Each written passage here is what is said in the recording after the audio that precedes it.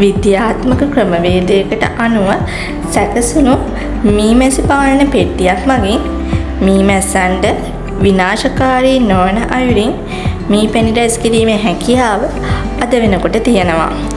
ඉතින් අද අපි කතා කරන්නේ ඒ විදිහට සැකසුණු මීමැසි පාලන පෙට්ටියක කොටස් මොනවද කියලා. අංක 1 වහලය.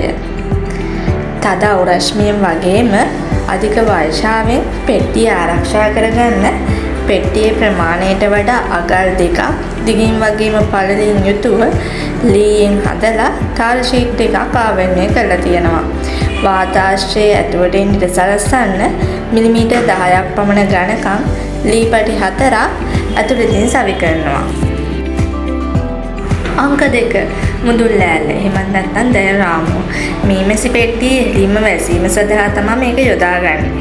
මීමැසි පෙට්ටිය තුළට වාතාශ්‍රය ගමන් කරන්න දැල් යොදා ආවරණය කරපු සිදුරු 5ක් තියෙනවා.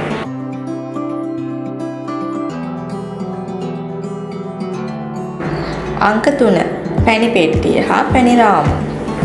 පිලා පෙට්ටියට ඉහළින් පැණි රාමුව සහිතව තබා ඇති කොටස.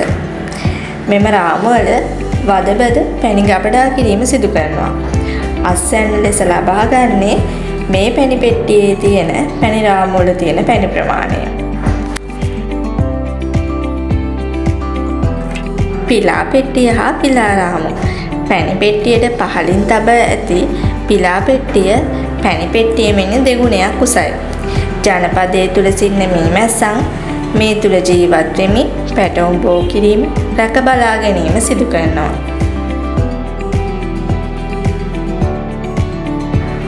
පතුලේ ලෑල්ල.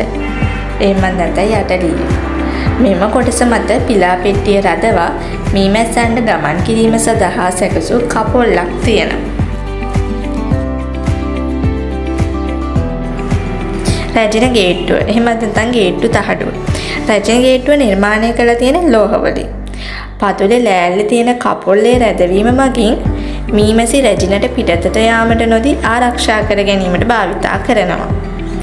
මේ තුලින් වැඩකාර මැස්සියන්ට පමණක් එහා මෙහා ගමන් කර හැකියි. ව්‍යාජ වද රාමුව.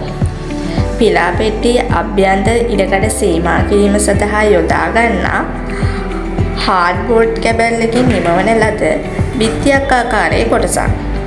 පෙට්ටියේ වද අඩු අවස්ථාවලදී හිස් රාමු ඉවතනසේ යෙදීමෙන් වද සහිත රාමු කොටසේ ඉඩකඩ සීමා කර හැක.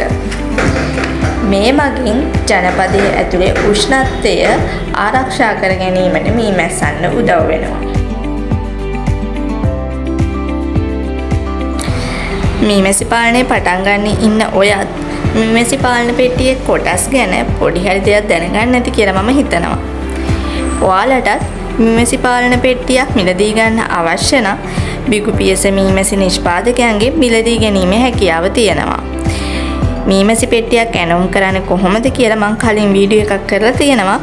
ඒකත් බලන්නම කියලා මතක් වෙන ගමන්ම අදට නවතින්නම්. හැමෝටම සුබ දවසක්.